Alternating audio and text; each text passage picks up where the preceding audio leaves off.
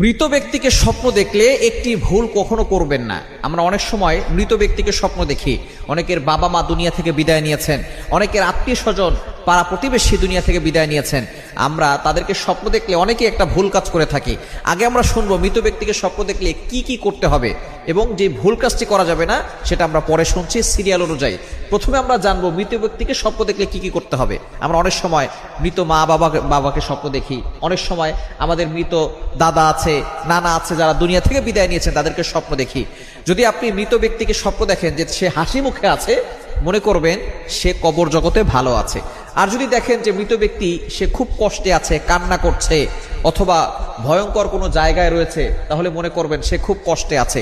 যদি আপনি এই স্বপ্ন দেখেন যে সে কষ্টে আছে, তাহলে আপনি তার জন্য সদাকা করবেন, যতটুকু পারেন দান করবেন।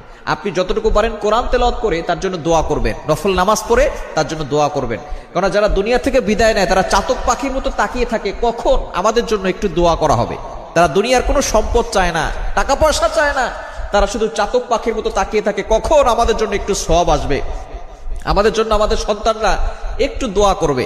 এজন্য সন্তান যারা আছে, পিতামাতা মারা গেলে এবং কোনো দাদা দাদি নাতি যদি এমন থাকে যে সে বড় আলেম হয়েছে অথবা সে কোরআন শরীফ পড়তে জানে, সে তার দাদা দাদির জন্য দোয়া করবে, সদাকা করবে, এরপরে কোরআন তেলাওয়াত করে দোয়া করবে, নফল নামাজ পড়ে দোয়া করবে। তবে আমরা একটা ভুল কাজ করে থাকি, সেটা হচ্ছে মৃত ব্যক্তিকে স্বপ্ন দেখলে মিলাদ পড়ায়, বাসার ভিতরে মিলাদ পড়ায়, বিশাল বড় অনুষ্ঠান করে, টাকা পয়সা না থাকলেও ধার করে ঋণ করে সুদে টাকা এনে তারপরে মিলাদ পড়ায় দেয়। খবরদার, এটা কখনো করবেন না। যদি আপনি দেখেন যে আপনি যাকে স্বপ্ন দেখেছেন সেই ব্যক্তি অনেক কষ্টে আছে, তার জন্য যতটুকু পারেন আপনি দান করবেন, অথবা কোরআন তেলাওয়াত করে দোয়া করবেন, অথবা আপনি নফল নামাজ পড়ে তার জন্য দোয়া করে দিবেন, সদকায়ে জারিয়া হিসেবে কিছু দান করবেন। তবে আপনি মিলাদ দিচ্ছেন, অনুষ্ঠান করতে